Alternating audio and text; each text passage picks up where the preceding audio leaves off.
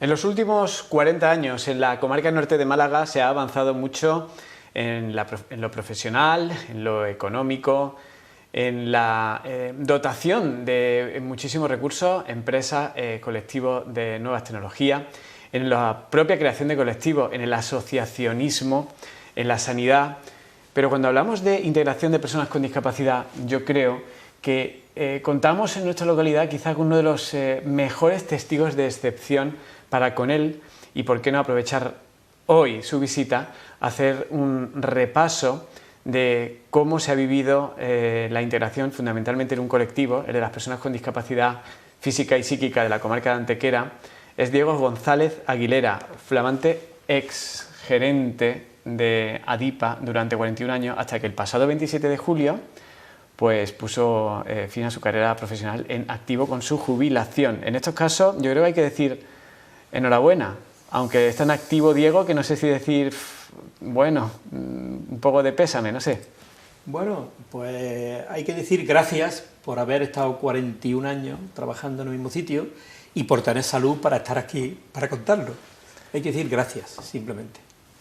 Bueno, y gracias es la palabra con la que nos vamos a quedar todos cuando terminemos este ratito de charla en nuestra mente, porque la labor que ha realizado Diego, cualquier persona que completa su proceso laboral activo es loable, ¿no? Porque al final todos los trabajos son aportaciones desde uno u otro sector de la sociedad al resto de la sociedad en su conjunto. Pero su sector era muy complicado, ¿no? Todo empezó en el seno de la familia en la que usted se crió cuando un buen día pues decidió estudiar lo que se llamaba en aquel entonces asistente social. Correcto. Yo soy de Villanueva del Trabuco, estudié en Archidona, en el colegio menor y en el Instituto Luis Barahona de Soto, y después, pues, cuando tuve que elegir ya estudios superiores, me fui a Málaga a hacer asistente social, que hoy ya se ha transformado en trabajo social, Escuela Universitaria Trabajo Social, pero antes era asistente social. Y bueno, pues terminé tercero en el año 1977, hice mis prácticas profesionales en el SEREN. SEREN era el Servicio de Recuperación de Minusválidos, perteneciente al Ministerio de Trabajo, porque entonces en aquel tiempo no había transferencia, no había autonomía. Y entonces pues fue cuando ADIPA empezó en el año 1976, y en el 76 al final y el 77 pues estaban intentando organizarla, ¿no? Intentando cómo se reestructuraba y cómo empezaba. Y fue cuando se pusieron en contacto con el SEREN y dijeron, oye, ¿hay alguna persona que nos pueda echar una mano y tal? Y dijeron, hombre, pues aquí hay un chaval, que era un chaval en aquel tiempo, que estaba terminando y que dijeron, mira, a lo mejor le interesa, pues, y me gustaba a mí el tema de las personas con discapacidad, este campo, y fue cuando me llamaron y empecé en septiembre de 1977, me llamó Antonio Rodríguez Martínez, que fue el presidente durante 30 años de ADIPA, con su junta directiva, y me dijo que sí quería trabajar aquí. Empecé a trabajar, estuve nada más que 4 meses, septiembre, octubre, noviembre, diciembre, porque en enero del 78 me tenía que ir a cumplir el servicio militar. Entonces estábamos en aquel tiempo en los locales de la iglesia de San Miguel, de aquí de Antequera. Allí había una pequeña habitación donde estaba Puri Luque y 5 o 6 personas en un aula de educación especial, porque en aquel tiempo los chavales apenas iban al colegio, estaban en sus casas, y bueno, pues ya se había empezado en el 76, al final, con ese aula, ¿no? Y entonces a mí me encargaron la labor de hacer un censo, saber cuántas personas con discapacidad había en Antequera, ¿comprendes? Y para ver si querían asistir a centros, si no querían asistir, si estaban muy gravemente afectados, si eran personas que tenían autonomía, ¿no?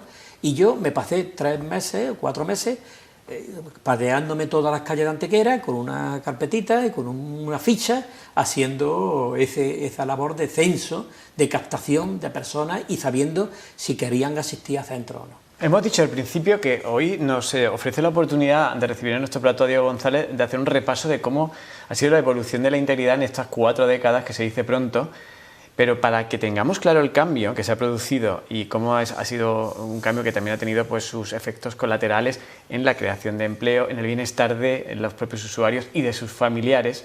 pero para entenderlo tenemos que poner un punto de inicio. Si usted tuvo que realizar un censo calle por calle, ¿cuál era la situación antes de esa bendita llegada de Diego González a la calle de esa familia? Sí. ¿Cómo se vivía esa situación? Pues en las casas. Vamos a ver. Éramos tiempos totalmente distintos y las familias que tenía una persona con discapacidad, pues lo tenían en sus casas y lo llevaban bien. Ellos se volcaban totalmente en que el chaval, a que ese hijo suyo, no le faltara de nada. Y el chico estaba totalmente los días y los años en sus casas, metidos, ¿no? Pues bueno, pues bien comido, como lo que los padres le podían dar en aquel momento, ¿no? Y bueno, pues lógicamente los padres estaban preocupados porque no solamente a un hijo se le tiene que atender asistencialmente, vestirlo bien, que coma bien, que duerma bien, sino que tiene otras necesidades. Y ya ahí empezó a mentalizar la misma asociación, a decir, es que su hijo tiene derecho a asistir a un centro escolar donde pueda aprender lo que esté a su alcance. Integrarlo, que es lo que decíamos al principio. Integrarlo, exactamente.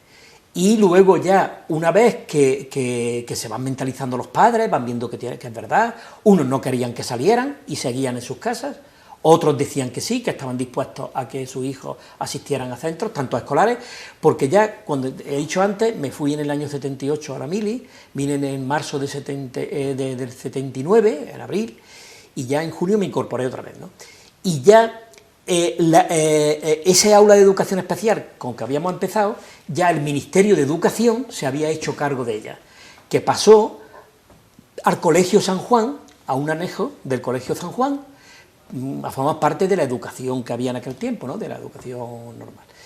Y nosotros ya dijimos, bueno, ya que la educación está enfocada con el Ministerio, ¿no? O que tiene ya, pueden saber o pueden ir a sus aulas de educación especial, ¿qué hace ADIPA? Es que teníamos mucho campo por hacer. ¿Qué pasaba con todas las personas con discapacidad que eran mayores de 18, 19 años que ya no iban al colegio? Pues entonces nos dedicamos y dijimos, hombre, pues vamos nosotros a atender a las personas que son mayores de 18 años. ¿Dónde lo atendemos? O bien en centro ocupacional, o bien más asistencial a aquellos que no podían hacer nada, porque había una premisa en aquel tiempo, que era que el trabajo dignifica a la persona, y que había que trabajar, y aun siendo discapacitado tenía que trabajar. Por eso empezamos con las pinzas, que eran muy fácil hacerlas, empezamos con la alfombra de nudo, ¿no? Y con actividades totalmente muy básicas, y que ellos se sentían útiles haciendo esa actividad. Bueno, al margen ya de que estuvieran dados de alta o estuvieran dentro de un centro especial de empleo, o el caso es sentirse dignos y útiles, ¿no? Que es lo que menciona. Pues el primer capítulo, esa segmentación por edades, porque las necesidades asistenciales y de integración para más jóvenes es diferente que uno ya adulto, mayor de 18 años. De todas formas, y ahora ya seguimos con la historia, digo, son tantos años que hemos tenido la ocasión de coincidir muchas veces en entrevistas y en reportajes. En aquel momento había que mentalizar a los familiares de que tenían otras necesidades su hijo, pero también al resto de la sociedad y a los propios familiares, porque era como un tabú, ¿no? Sí. O sea, se tendía a esconder al hijo discapacitado, ¿no? Algunos se sentían incluso hasta culpables de haber tenido a esa persona con discapacidad. Qué cosa más absurda, ¿no? ¿Por qué nacemos con, bueno, pues no somos ni culpables ni nada? Unos nacen, bueno, pues con unas cualidades, otros con otras, y ellos, pues algunos nacían con discapacidad, ¿eh? Y bueno, pues no era culpable nadie. Y sobre todo, cuando te dices te digo que se sentían útiles, lógicamente cuando estaban en sus casas había que medicarlos también. ¿Por qué? Porque estás todo el día sentado en una casa, estás allí sin hacer actividad, eso te produce, bueno, pues ansiedad, te produce incluso agresividad en algunos momentos, ¿no? Y en el momento que empezamos nosotros a tener ese centro ocupacional de pinzas o de alfombra, ya la persona lo recogíamos por la mañana, nos lo llevábamos al camino de la Quinta, que nos fuimos a la Orujera de don Rafael Muñoz Rojas, y allí ya estaba 5, 6, 7 horas, 8 horas, porque incluso iban a comer a sus casas y volvían por la tarde. Con lo cual ya estaban ocupados, y con lo cual llegaban a sus casas cansados. Tú llegas a tu casa cansado, comes y te acuestas, y no necesitas tanta medicación, o ninguna medicación. O sea, que algunos vieron reducida incluso la dosis, ¿no?, gracias a la labor que se realizaba y la labor que realizaban diariamente. Claro. Ya no solo por sentirse más útiles, Claro. sino porque al final ocupaban su tiempo en cosas que hacer. Es ¿no? más, se le daba incluso una gratificación por las pinzas que hacían, por la alfombra que hacían, como un estímulo, ¿no? Qué bien. Y bueno, ellos decían, voy a mi trabajo. Su padre iban a sus trabajos y ellos iban a su trabajo. Y claro, se sentían útiles, y eso era tremendamente positivo, ¿no?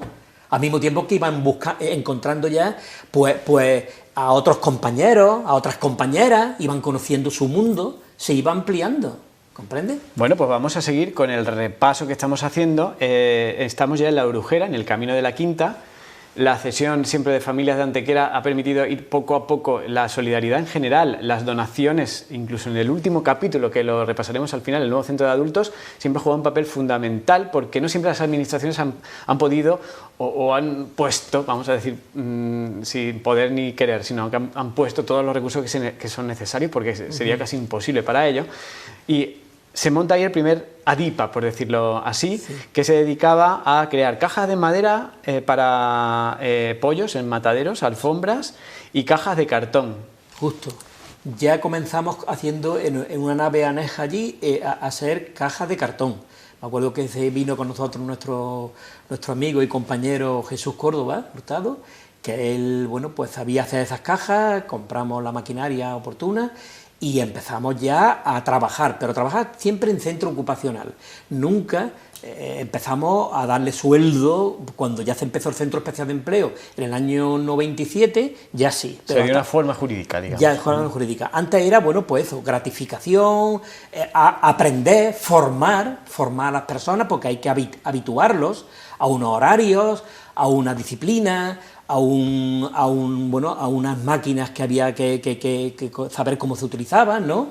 Y entonces empezó por ahí, ¿no? Y la verdad que esa etapa fue muy gratificante y muy buena también, ¿no? Estamos hablando que de La Brujera se pasó posteriormente, a principios de los 80, ya a la carretera de Córdoba. En el año 85, porque estando en La Brujera, ya don Rafael Muñoz Rojas nos cedió también 5.000 metros cuadrados en la carretera de Córdoba, que era del Patronato Santa Eufemia.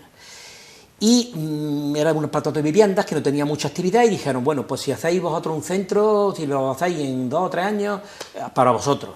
Y bueno, nos fuimos a Madrid nuevamente, porque no había transferencia, y en Madrid nos dio una ayuda, la empresa Construcciones Porras fue la que empezó a construir, y empezamos a hacer lo que era la primera DIPA en carretera de Córdoba, que era, bueno, pues unas oficinas, un comedor, una residencia arriba, que no sabíamos cómo ponerla en marcha, pero una residencia, y unos talleres para centro ocupacional, con 5.000 metros cuadrados, y ahí empezamos en el año 85, y ya, pues bueno, pues se fue aumentando el número. A lo mejor nos fuimos 25 o 30 personas a carretera de Córdoba, pero luego ya inmediatamente, pues claro, la voz se fue corriendo, los chicos se encontraban bien, los padres sabían que estaban sus hijos bien atendidos, que regresaban todos a sus casas de noche, y a mediodía incluso para comer. Ya allí en el carretera de Córdoba empezamos a dar comedor a mediodía, ¿comprende? Con lo cual iban por la mañana y regresaban por la tarde a sus casas.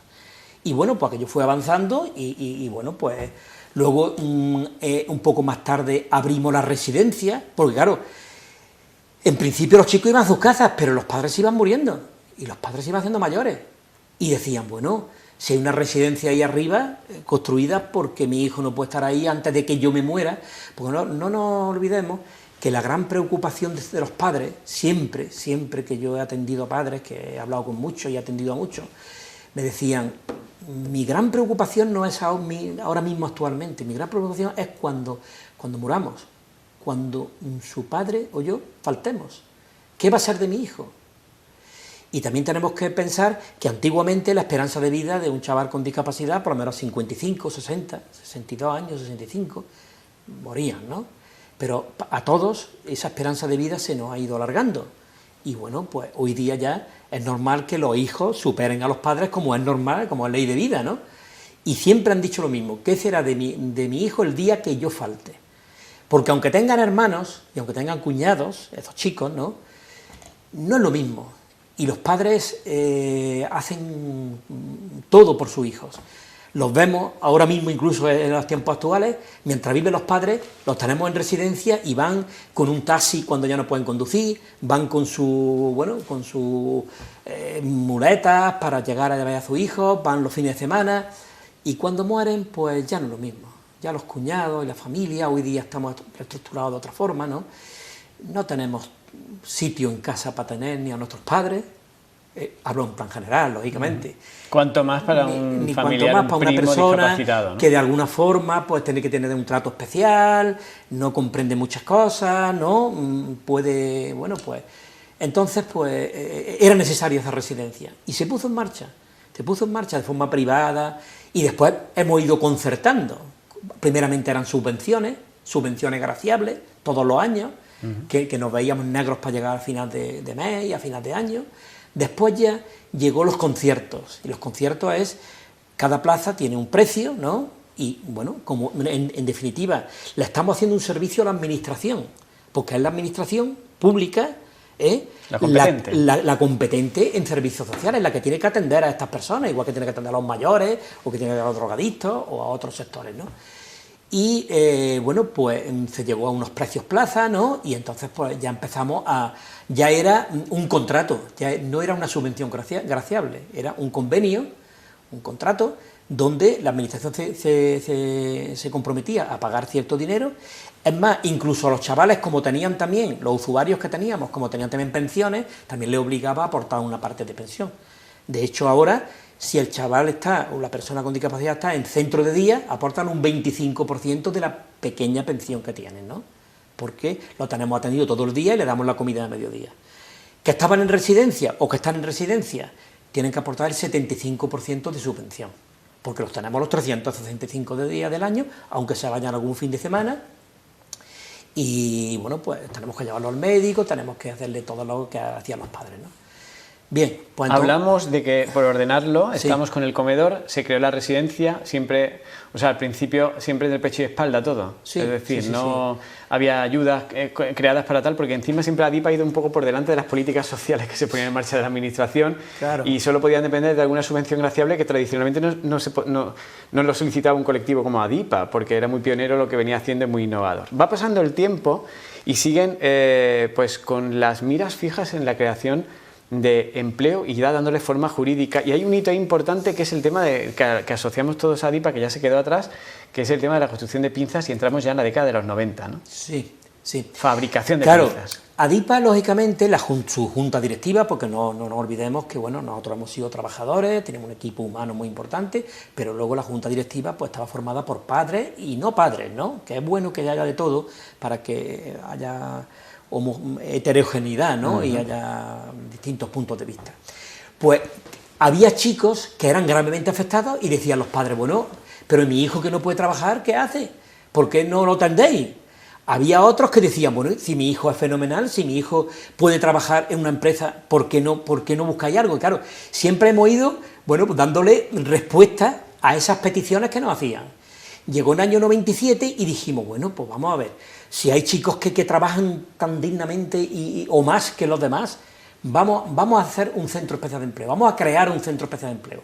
Ya nos fuimos a la consejería, ya estaban las competencias, ya estaba la autonomía, nos fuimos a la consejería de empleo, nos damos de alta y tal, y creamos un centro especial de empleo, donde ya hay monitores, lógicamente, dados de alta, allí en ese centro de empleo, pero también hay personas con discapacidad, que lo habíamos sacado, lógicamente, o que provenían del centro ocupacional, de los que tenían capacidades suficientes para ganarse un sueldo.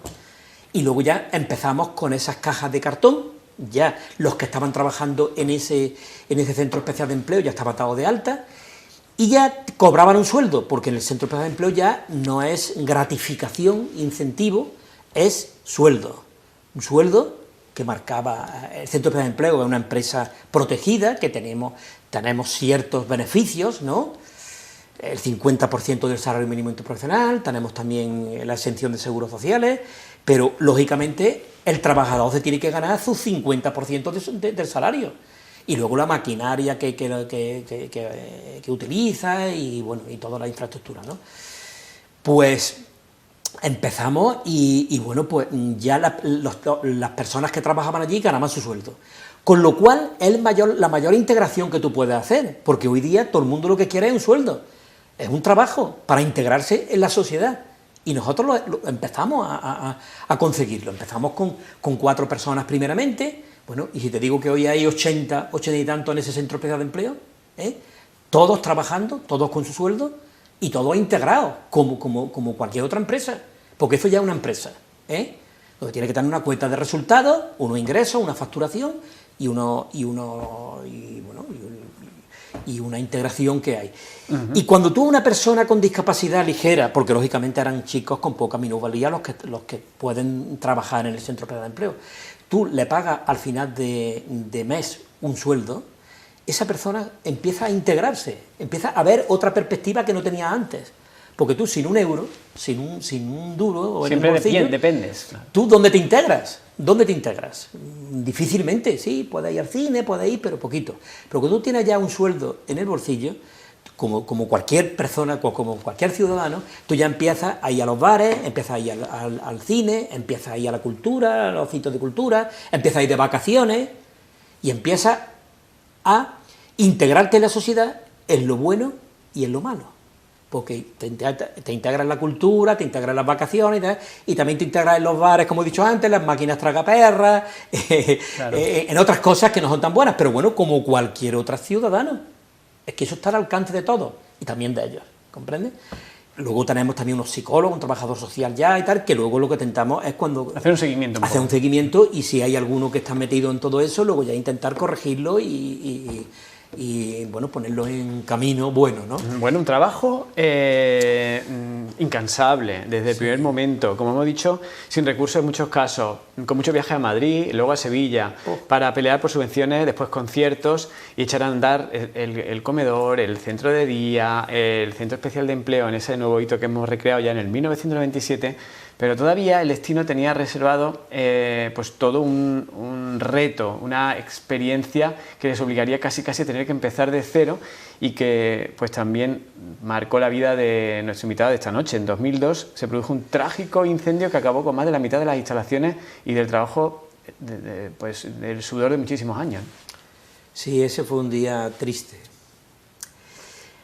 Fue un día triste para todos, porque trabajamos con tanto ahínco, ¿no? Y en esta vida, bueno, pues aquello fue un palo tremendo, fue ir a 80 por hora, ¿no? Y de pronto venirte a cero. Me acuerdo que era un 31 de mayo, feria de primavera de Antequera, viernes, trabajábamos los viernes por la tarde también, porque antes trabajaba todos los días, y me acuerdo que eran las 3 y pico de la tarde. Estábamos en Adipa en aquel día, yo estuve en Málaga aquella mañana y por la tarde me incorporé después de comer, a las 3 más o menos, y estábamos allí por unas 80 y tantas personas, entre el centro ocupacional, entre la residencia, entre los trabajadores que estábamos allí y los que hacían cajas de cartón y todo eso. Y aquel día empezó un incendio que al principio parecía que no era grave, que era poquito, empezamos a intentar apagarlo con los extintores y empezamos en ese momento que ya habíamos hecho algunos simulacros, que es muy importante hacer simulacros, aunque uno crea que es una tontería, pero empezamos a evacuar a los chavales, tanto a los de residentes, que eran gravemente afectados, que yo tengo la imagen de que algunos hubo que sacarlos en brazos, incluso los de centro ocupacional ayudaron a sacarlos en brazos porque ni carritos ni nada, o sea que hubo que hacerlo rápido. Pero lo más gordo fue cuando estuvimos ya fuera del edificio, donde está ahora el edificio ese principal tan bonito que está al lado, junto al antiguo, ¿no? Y estábamos allí ya contando, porque cuando tú haces una evacuación tienes que hacer un recuento, estábamos contando a las personas por si había alguno, fuimos varias veces dentro. Algún chico en los simulacros se puede asustar y puede quedar oculto, escondido en un servicio, detrás de una cortina, debajo de una cama. Bueno, pues hicimos todo el recuento y gracias a Dios estábamos todos fuera. Y en ese momento ya había una humareda tremenda que salía de las gomas de Repuestos La Paz, que estaba allí al lado, que se estaba quemando. Pero el aire iba para abajo, como desde el Repuestos La Paz a la finca Lava, llevaba esa dirección. Y normalmente, como estábamos pegados al edificio, el humo pasaba por encima de nuestra. Y nosotros estábamos allí bien, recontando a la gente y tal, sin grandes problemas. Pero en un momento determinado, el aire hizo así y nos empezó a dar a todos en la cara, en la boca, en nuestra respiración. Y empezamos a toser. Si el Señor, si no nos echan una mano ese día, el de arriba, hubiésemos muerto 85 personas en la calle. Y tú dices, bueno, si estaban en la calle, pues es que el humo tóxico... Intoxicados. El humo tóxico de eso era tremendo. Lo que pasa es que, ya digo, gracias a Dios, ese humo estuvo 2 minutos, 1 minuto, pegándonos, pero luego otra vez siguió alto. Fue cuando comprendimos el peligro que corríamos allí. Y rápidamente, todos los que estábamos allí organizando el tema, nos fuimos en sentido opuesto, porque la salida en el plan de emergencia estaba, en evacuación, estaba para la carretera, porque en la carretera llegan los coches, te cogen, y el autobús te recoge, ¿no? Pero veíamos que la carretera era el peligro, porque el humo iba para allá. Entonces nos metimos como para adentro, nos metimos como para la parte, como para ir para el polígono, ¿no? Para la parte contraria. Y salimos por unas caballerizas, salimos al camino, a la carretera que lleva a la depuradora. Y luego nos fuimos al restaurante que había allí, que era... El Moral. Y allí ya, pues, bueno, la gente de Antequera, las autoridades, Protección Civil, Cruz Roja, todos, los concejales, el alcalde de aquel tiempo, nos buscaban porque no sabían dónde estábamos. Decían, no, ahí hay 80 personas. Pero claro, no salíamos por la puerta principal o por la carretera. Y cuando ya acordamos, no había móviles, no podíamos decir, oye, que vamos para tal sitio, ¿no? Total, al final salimos por aquel lado, ya todo el mundo se alegró de vernos, los padres estaban totalmente preocupados y gracias a Dios, no pasó nada de lo que podía haber pasado. Se nos cayó, como tú bien dices, el 50% de esto, nos vimos psicológicamente nos vimos destruidos totalmente, porque no teníamos instalaciones, no podíamos, tuvimos que sacar a los residentes y meterlos en pisos. Me acuerdo que hubo hoteles de Antequera que se ofrecieron para que nuestros chavales, que vivían allí y era su casa, y no tenían otra casa, pues que se fueran a su hotel. No utilizamos ese recurso, utilizamos varios pisos particulares de personas particulares que nos ofrecieron sus pisos. Nos fuimos un tiempo hasta que pudimos rehabilitar, volver a pintar, porque se quedó todo oscuro, todo negro, todo en mal estado, hasta que pudimos rehabilitar aquello. Después ya otra vez empezamos ya volvimos a la residencia y después ya pues empezamos a reconstruir desde la ceniza, y nunca mejor dicho, toda Dipa. Y ya empezamos ampliando y haciendo ya con más medidas de seguridad incluso, comprende, ya con unas puertas de seguridad, de anticalóricas, para que no, si hubiese algún día un incendio, no se pase de una dependencia a otra, ¿no?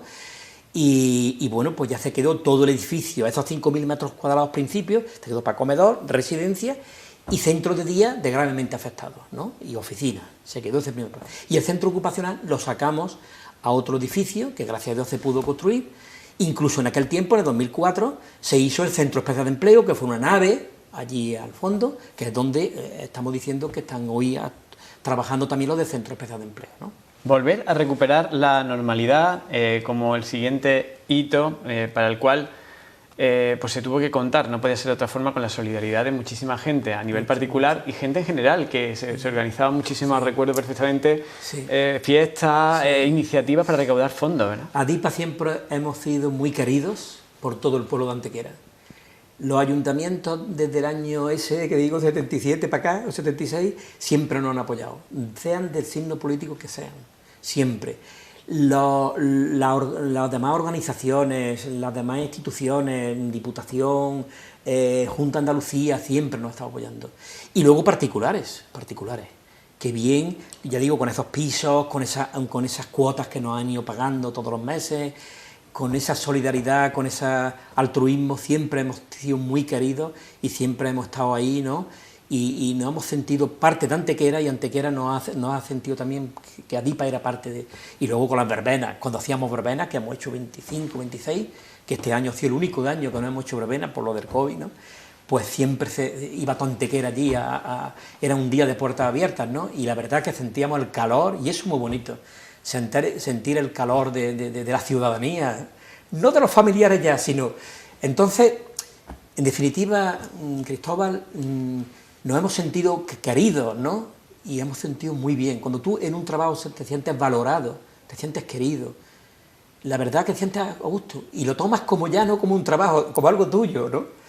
Y muchas veces me decían, bueno, pero Diego, pero si Adipa tampoco es tuya, ni tampoco es del presidente, realmente no es nuestra, ¿no? Pero la has visto crecer, has visto ir desde cero y creciendo, has visto las cosas cuando te cuestan esfuerzo conseguirlas, las valoras más. Cuando fuimos a la carretera de Córdoba, aquello era un palacio, con respecto a donde habíamos estado, y valoramos las instalaciones, valora el agua, valora la luz, que no se gaste luz, que no se gaste, ¿sabes lo que te digo? Porque miras por aquello, porque es tuyo. Y porque lo empezasteis de cero. Y lo empezamos de cero. Ahora, cuando te dan un palacio, de pronto tú no valoras, no sabes que aquello, ¿no?, el trabajo que ha costado conseguirlo. Por eso hoy era tan interesante hacer esta entrevista, bueno, pues un poco más larga y hacer en detalle, pues ir repasando todo lo que ha costado y todo lo que se ha logrado también. Y estábamos centrados antes en el empleo, luego en la reconstrucción, en resurgir de las cenizas y nunca mejor dicho, que despertó la cara amable de toda una sociedad, que ustedes se sintieron amados, pero seguro que muchísimos antequeranos y vecinos de la comarca vieron una ocasión de oro para decir, ahora vamos a echar nosotros una mano, ¿cómo podemos ayudar a estos muchachos? Ahora los vamos a ayudar, ahora vamos a ayudar y vamos a hacer donaciones y vamos a participar en las verbenas. Sí, es así. Y todavía quedaba un hito más, ese capítulo que antes nos contaba del momento padres que temen por el futuro de la integración. Y se empezó a trabajar en dos proyectos en paralelo, viviendas tuteladas y residencia de adultos. Claro. ¿Cómo va eso? Porque teníamos, ya he dicho, residencias de gravemente afectados, pero claro, es que tenemos un colectivo muy diverso, que no eran todos gravemente afectados, y la Junta de Andalucía tiene tipologías de residencias, no todas las residencias son iguales. Hay residencias de gravemente afectados, que es la que tenemos en Carretera de Córdoba, hay viviendas tuteladas, que son para personas con muy poca discapacidad, con mucha autonomía, como un piso de estudiante, entre comillas, y luego tenemos una que está intermedia entre los pisos y la residencia de adultos, que es una residencia de adultos. Que esos son los que están en el centro ocupacional, son los que pueden ir a esa residencia de adultos, y los que están en unidad de día de gravemente afectados son los que pueden ir a la residencia de gravemente afectados. Entonces, claro, los padres dicen, bueno, ¿por qué Adipa tiene residencia de gravemente afectados? Creamos los 2 pisos de viviendas tuteladas, que eso era ya, bueno, pues no va más, porque los chicos están integrados, los chicos, era su casa, era un recurso residencial donde están máximo 10 personas, son 2 pisos unidos, donde habitan y donde su casa es para 10 personas. Ellos colaboran en poner la mesa, en ducharse, en la limpieza, un piso de estudiantes. Pero claro, no todos pueden ir, de los 100, había más que 20 en esos pisos tutelados. Y hay muchos más que están pidiendo también, porque claro, los padres van siendo mayores, van muriendo, y entonces nos faltaba una tipología de residencia que era la residencia de adultos. Es decir, a esos que no son tan ligeros, que no tienen tan poca discapacidad, pero que están en el centro ocupacional y que necesitan ese tipo de residencia. Y fue cuando en el 2013, 2014, nos metemos ya, que mucha gente dice, bueno, con la crisis que había, sin tener nada, sin tener un euro, ¿cómo os metéis en un jaleo de este tipo? Porque es que tiene jaleo. Pero claro, nosotros vemos la necesidad. Ya veremos cómo se cubre, como siempre. O sea, tú ves una necesidad... Otra vez más. Tú ves que los padres te empujan, que hay una necesidad obvia, y que tú te tienes que intentar darle solución. Fue cuando el Ayuntamiento de Antequera nos dice, ahí tenéis 7.000 metros cuadrados para construir, en un sitio privilegiado, que es la rotonda del Antequera Gol, ¿no?, para que los chavales que van allí, que tienen autonomía, lógicamente, pueden estar integrados en la sociedad. Pueden irse a tomar una copa, pueden irse al cine, pueden ir a misa, pueden ir a cualquier evento que la sociedad le ofrezca, ¿no? Y por eso este es muy buen sitio, porque está un sitio donde se puede, está muy accesible, ¿no?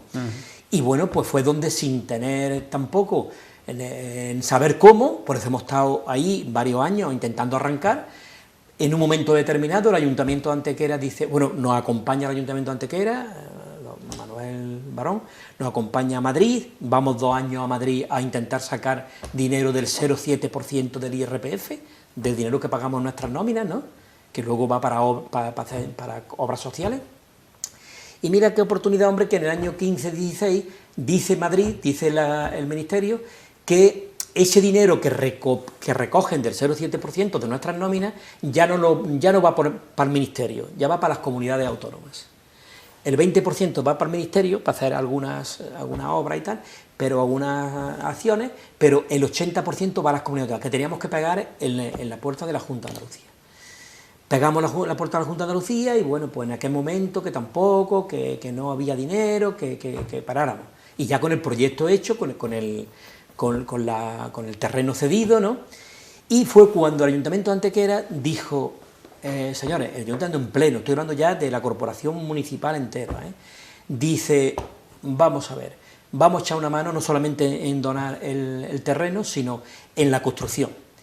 Y nos vamos, junto con el alcalde, nos vamos a Diputación y le dice, Diputación, el Ayuntamiento de Antequera puede poner aquí 300, 300 y 300, puede poner 900.000 euros en 3 años, porque lógicamente esta obra no se podía hacer en un año. Diputación es más importante económicamente y más grande que el Ayuntamiento de Antequera, luego se tiene que implicar también en Diputación. Y Diputación dijo, primeramente estaba el vicepresidente de la Junta, ¿cómo se llama? Elías Bendodo. Elías Bendodo, y dijo, vamos a echar una mano. Pero después ya fue en aquel tiempo que cambió y está don Francisco Salado, que es el actual presidente de Diputación, y le dijo nos dijo en una entrevista que tuvimos, si el Ayuntamiento pone 900, Diputación pone 1 millón, en 3 años, 333.000 en el año 2019, 2020 y 2021. Entonces ya contábamos con gran parte, con 1.900.000, nos faltaba todavía, pero claro, tuvimos que cerrar el cuadro de financiación porque Diputación decía que no podía empezar a dar dinero, ni el Ayuntamiento lógicamente, para que se quedara luego sin terminar, ¿no? Acudimos a la Junta de Andalucía, que el año pasado nos dio 45.000 euros, el PIR, que es de la Fundación 11, también nos dio 60.000 euros, algunas donaciones particulares, una señora de Antequera también tuvo bien donarnos su legado, ¿no? Hacernos herederos a DIPA, herederas de todos sus bienes y de todo lo que tenía, y estamos complementando lo que nos está faltando para esos 3 millones de euros, que es lo que vale la residencia. Estamos ahora mismo intentando conseguir subvenciones de la Junta de Andalucía, que es la que nos queda, ¿no? Que es la que luego en definitiva va a disponer de la plaza, porque la Junta de Andalucía, luego una vez que tiene la residencia terminada, dice, si quieres que te la concierte, que tiene que concertarlas porque no todo el mundo puede pagar lo que vale una plaza en residencia, pues yo me dispongo de las plazas. ¿Qué significa eso? Yo pago el 80% del coste de la plaza, pero yo dispongo, es decir, yo te mando a los usuarios, que ahí hay una negociación también previa que nosotros si la hacemos es para que el 80% o el 70% de los usuarios, de esos 32 usuarios, sean de Antequera o comarca, que es donde hace falta. Por eso los que nos motivaron a hacerla, ¿comprendes? Pero también es cierto que el dinero de todos los andaluces, y puede venir un momento, eso pasa en todos los conciertos, puede venir gente de Sevilla, de Córdoba, de Huelva, porque una persona con discapacidad que necesite residencia puede ir a cualquier parte. Bueno, pues la historia en la que un grupo de padres se unió en su momento, que fueron 6 o 7 nada más, y se prestó un servicio en una aula en la parroquia de San Miguel, han pasado 40 años, y en la actualidad, pues en el centro ocupacional, que es un centenar de usuarios cuyas familias han encontrado un bienestar gracias al trabajo de ADIPA. De ellos hay un grupo de personas que además han aprendido a vivir solos en viviendas tuteladas. Correcto. Hay un centro de gravemente afectados que son una treintena de personas. Ahora van a ser 32 adultos los que vivirán solos en esa residencia que es casi una gracia que al final se haya podido conseguir con lo caro que supone y el costo tan grande de trámites que supone. Pero es que además hay 170 familias que han encontrado empleo gracias a la labor de ADIPA, correcto, que eso hoy, como la que está cayendo, es importante ponerlo en valor, ¿no? Sí, 80 personas que trabajamos en ADIPA, para dar servicio a todos esos centros que te estoy diciendo, ¿no? De unidad de día, centro ocupacional, vivienda tutelada, residencias de gravemente afectados, bien. Y después los otros 80 y tantos en centros especiales de empleo. Quiero decir, y no puedo olvidar, a todas las juntas directivas que ha habido desde el comienzo, en esos 40 años, juntas directivas altruistamente han estado trabajando personas, unos afectados, ya digo, otros no afectados, trabajando porque esto sea una realidad. Y luego el equipo humano, ¿no?, de personas, que no, yo he sido uno más, pero ahí había pues un equipo humano de directores, de cuidadores, de trabajador social, de médico, de limpiadoras, de cocineras, que todo el mundo... E incluso voluntarios, ¿no? Que también hay muchísima incluso gente voluntaria que ha estado metiendo el hombro. Y cuando la Junta Directiva fijaba un objetivo, todo el mundo íbamos en ese objetivo, ¿no?, hasta que lo conseguíamos. Y luego ya nos poníamos otro. Eso lo aprendimos de Antonio Rodríguez, cuando decía que pasito a pasito, no ir cogiendo impulsos, pero para atrás no, siempre para adelante, pero ir afianzando lo que tienes, no ir de pronto pegar un boom, un pelotazo entre comillas, ¿no?, y irte para adelante, porque si no luego puedes retroceder y es peor. Bueno, empezábamos hablando de la vida personal de Diego González y terminamos hablando de la vida personal de Diego González. Pide su vida laboral, un momento que vivió hace poco tiempo, ahí hay un renglón, ¿no?, que pone alta en Adipa en el 77... 79, perdón. Baja ahora porque cumple los 65 años de edad legal de jubilación. ¿Y ahora qué? Correcto. Bueno, pues ahora qué, yo no quiero ser jubilado. Lógicamente, el jubilado normalmente se caracteriza porque tiene mucho tiempo, porque tiene nada más que para ver la tele o para estar en el sofá. Yo no me encuentro jubilado, ¿no? Yo quiero estar activo, quiero de alguna forma, y creo que ya en estos 5 o 6 días, porque fue el día 24 cuando ya empezó mi jubilación, formalmente 24 jubilado. De julio, y los poquitos días que llevo, yo quiero, bueno, y voy a seguir lógicamente activo, porque estando activo las neuronas están trabajando y la persona nos encontramos bien, ¿no? Y sobre todo quiero devolverle un poco a la sociedad, a otras ONG, ¿no?, a Adipa incluso, porque voy a ser voluntario, ¿no? Quiero devolverle pues todo aquello que yo he ido, que me ha dado la sociedad, me ha dado muchas cosas buenas, he aprendido mucho, y yo creo que puedo todavía ofrecerle muchas cosas, ¿no? Y pienso estar ahí mientras que la salud lo permita, lógicamente. Con tanto que ha dado esta persona que esta noche nos acompaña, Diego González, a la sociedad, poniendo el foco en el papel que se le asignó en su momento como trabajador social en el colectivo de los discapacitados, termina la entrevista y termina su etapa profesional, laboral, como trabajador activo, con el firme propósito de devolver a la sociedad cosas. Yo creo que la sociedad le debe a usted mucho más de lo que usted debe a la sociedad, y yo creo que con este repasito que hemos hecho a la historia de Adipa pues queda completamente claro. Enhorabuena por el trabajo realizado, y sirva con esta entrevista de mini homenaje a una persona que se merece mucho más que este homenaje, y que yo creo que tenemos una deuda grande los antegranos con Diego González Aguilera.